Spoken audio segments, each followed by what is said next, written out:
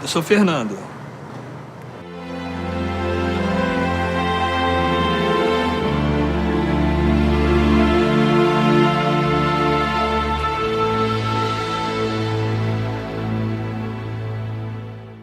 Eu carrego um pacotinho de primeiros socorros e a gente fica cuidando das pessoas que sofreram na vida. Só que esse pacotinho tem uma Bíblia, entendeu? E é lá na Bíblia que a gente pega esses remédios. A minha infância, eu tive um estudo normal. O ensino fundamental eu completei sem problemas. Cheguei a terminar o ensino médio. Cheguei a fazer o meu vestibular. Com 17 anos eu passei no vestibular. Mas já estava misturando igreja-rua. Por quê? Por causa dos colegas, dos convites. E várias vezes eu andei até que eu acabei me desligando da igreja. Só para lembrar, eu entrei para a igreja sozinho quando eu tinha 11 anos. Meus pais não falaram nada. Meu pai era contra, mas eu entrei. E fiquei na igreja até 17 anos, quando o álcool me envolveu, as saídas com os grupos, os colegas, e eu fui deixando a igreja de lado. E dali eu misturei álcool com bolinhas, para virar à noite. Isso foi acontecendo. De 17 até 25, era tão curiosa a minha vida, que o tal do vazio, que tentam definir esse sentimento, mas era um vazio mesmo. E eu procurava alternativas. E fui procurar ajuda na Umbanda, na Quimbanda, Querimbanda, Candomblé, fui para o Espiritismo e Kardecismo, aonde com 25 anos eu estava literalmente entupido, intoxicado religiosamente, e o vazio cada vez maior. Eu desisti de tudo, tranquei as faculdades e desisti da vida. Ali eu tentei um suicídio.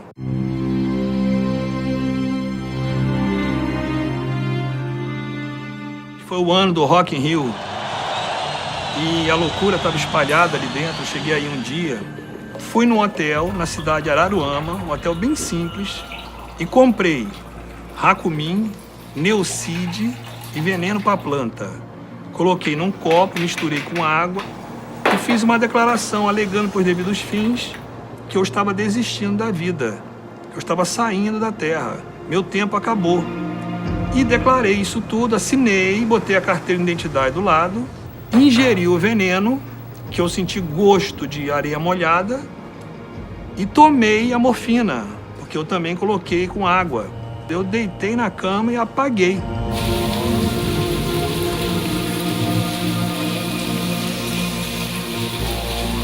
Começou a sair água da bica e foi passando por debaixo da porta do meu quarto.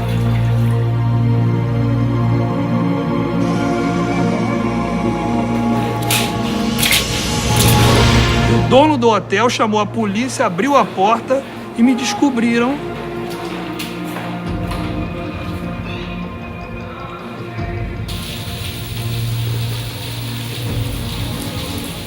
Eu fui levado na mesma hora para um CTI em Niterói e lá o médico fez uma transfusão completa do meu sangue e disse para o meu pai o seguinte: olha, ele envenenou todos os órgãos.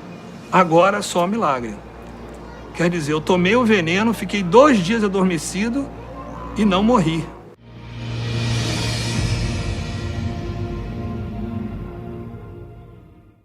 E quando eu saí desta situação absurda, né?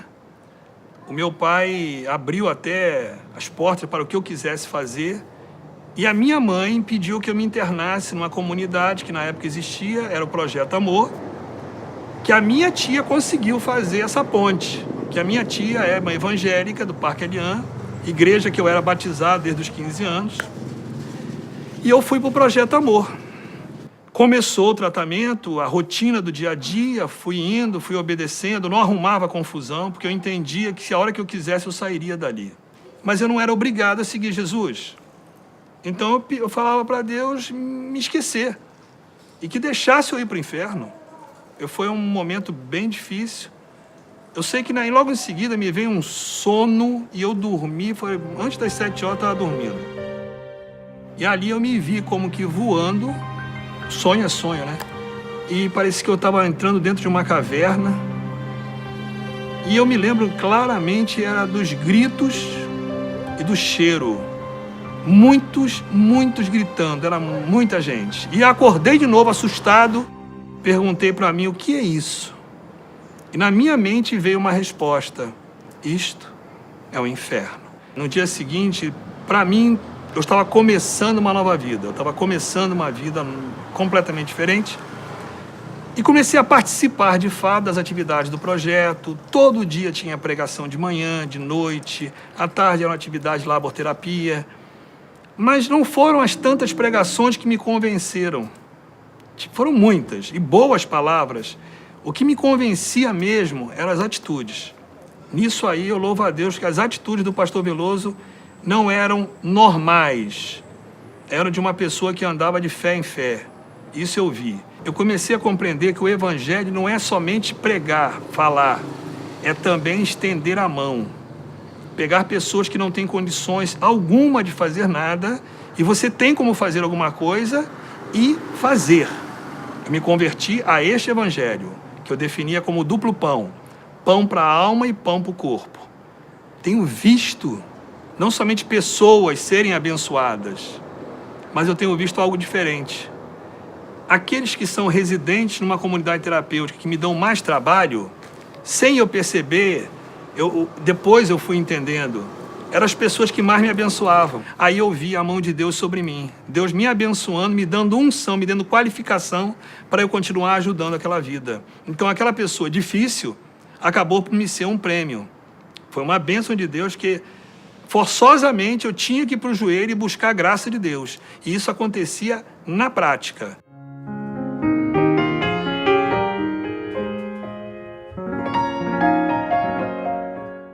Depois de um período, eu já estava viajando com o pastor Veloso para testemunhos, nós fazíamos trabalho nas outras igrejas. E numa dessas saídas, eu fui a uma igreja. Um dia de um casamento nos amigos, e tinha um amigo meu que estava com ele, e terminou o casamento, eu cantei nesse casamento e tal, eu estou lá na frente da igreja, e esse amigo, eu olhei, tanto tempo que eu não via, né, e estavam juntos, os dois. E esse amigo se aproximou, falou, vem cá, eu quero te apresentar uma amiga. Aí chegou para o Fernando e falou, isso aqui é uma amiga. Aí eu fui, me apresentei, eu sou o Fernando.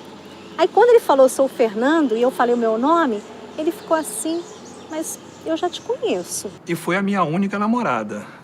Depois que eu voltei para Jesus, só deu Nalva. Foi a pessoa de Deus separada do meu ministério.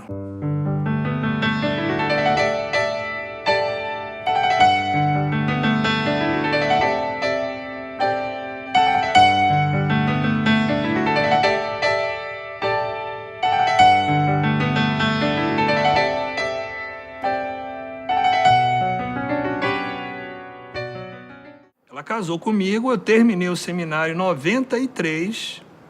Em 94 eu fui enviado para cuidar do Projeto Amor, agora como diretor.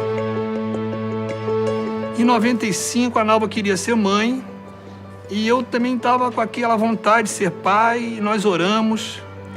E eu orei ao Senhor, eu queria uma filha. Para mim, se viesse um filho, eu também ia amar do mesmo jeito. Mas eu me lembro de um sonho. E nesse sonho eu vi a minha filha, a Laila, com um cabelinho, uma franjinha, ela devia ter uns 3 anos, me olhava, eu olhava para ela e no sonho, do meu lado, estava a Mary Lois. E eu falava, Mary Lois, quem é ela? E a Mary Lois me respondia, ela é a tua filha. Eu admiro muito meu pai, principalmente com o comprometimento dele, com a Bíblia, com Deus. Isso realmente é uma admiração, eu sinto admiração por ele. E também como pessoa, assim, ele é espontâneo, é extrovertido, assim, comigo, brincalhão. E é um grande amigo pra mim, simplesmente um grande amigo. No meu ministério, abaixo de Deus, a manutenção da minha vida nesta obra é a minha família. Não somente da importância de eu ter Nalva e Laila, mas do quanto elas me sustentam espiritualmente. Como é importante o nosso convívio, a nossa relação. A comunhão da família é fundamental. Eu estou na frente trabalhando, Mas quem me garante abaixo do Senhor Jesus é Nalva e Laila, que é o meu sustento de amor.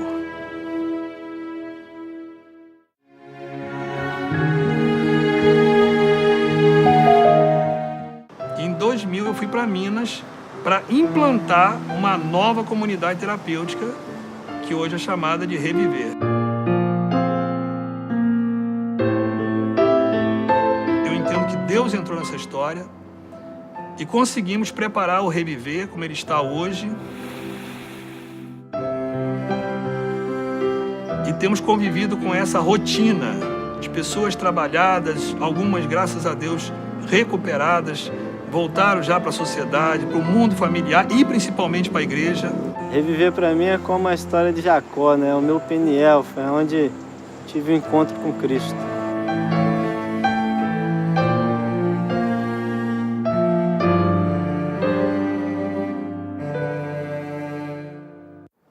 O divisor de águas do meu ministério, eu percebi em 2007, quando o pastor Fernando Brandão sensibilizou a primeira Igreja Batista de São Paulo, que acolheu a ideia, estendeu o braço e apoiou, não somente para trabalhar com pessoas usuárias de drogas, que são os craqueiros, as outras drogas, mas também para desenvolver uma rede de comunidades terapêuticas.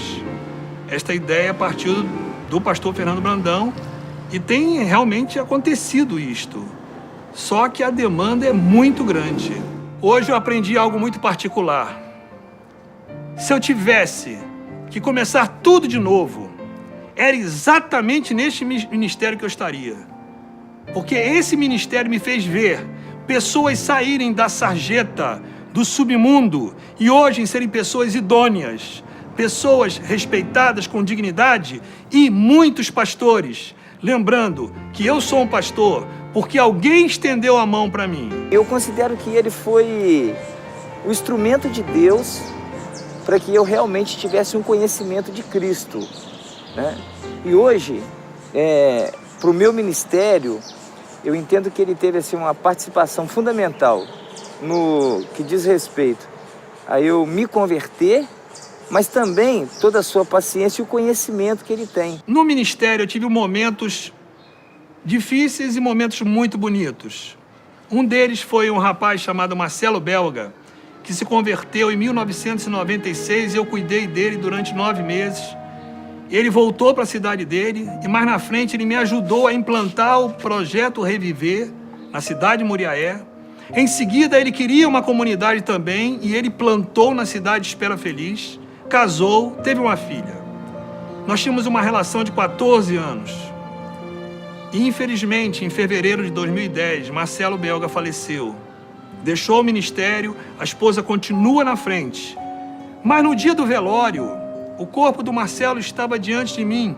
Eu estava do lado da Cione, a esposa do Marcelo. E mais de uma centena de jovens que eu não conhecia se aproximavam do caixão e choravam, e abraçavam a Cione e iam embora. E eu perguntei, Cione, quem são esses rapazes? E ela disse, pastor, são os teus netos.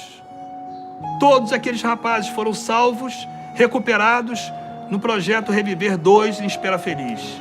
E eu não sabia quantos netos eu tinha.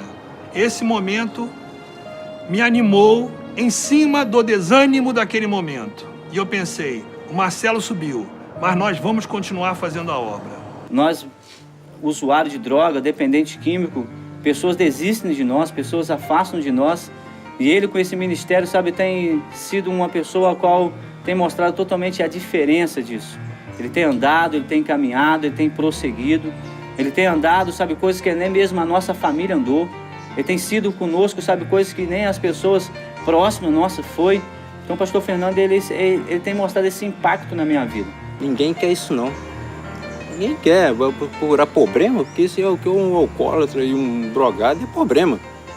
Todo mundo, familiares, começa a jogar, você não quer, ninguém quer, entendeu?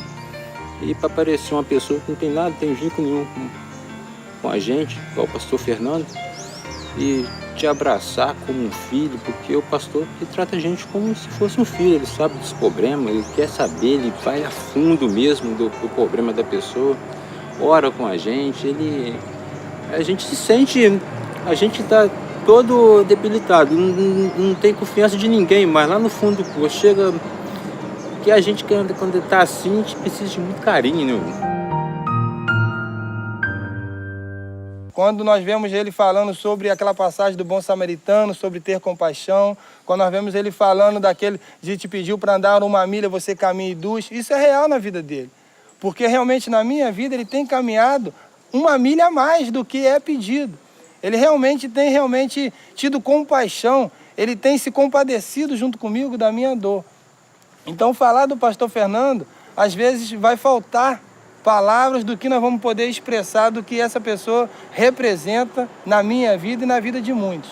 Acreditou, cuidou de mim, dá bronca igual o pai faz com o filho. Também, né, incentiva igual o pai incentiva também.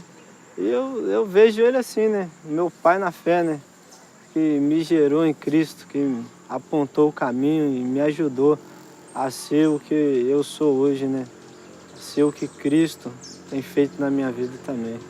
Quando eu comecei a andar com o Senhor Jesus, eu só fui conhecendo o amor de Cristo por mim à medida em que eu comecei a praticar o 2º grande mandamento, estender a mão ao meu próximo.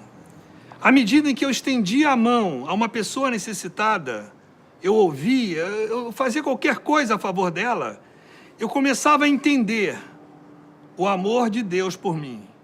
Nós falamos do amor de Cristo. Nós até colocamos aulas, muitas aulas, mas sentir o amor de Cristo é você praticar o que Cristo quer que você pratique. Você fazer diferença. Você chegar e realmente, se te falta compaixão, peça ao Senhor porque Ele dá. Isso faz parte também da graça de Deus.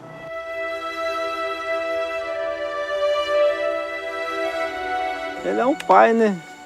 Pai que eu não tive, então eu encontrei isso nele, né? Ai, meu Deus, eu não tenho palavras.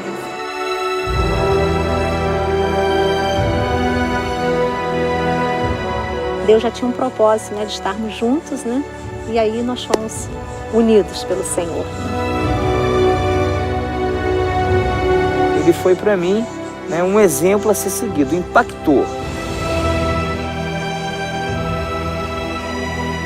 E aí nós vimos realmente que aquilo que ele prega, onde andar 2 milhas ou até mais com a pessoa, realmente é verdadeiro. A minha amizade com ele, ela já passou de um amigo.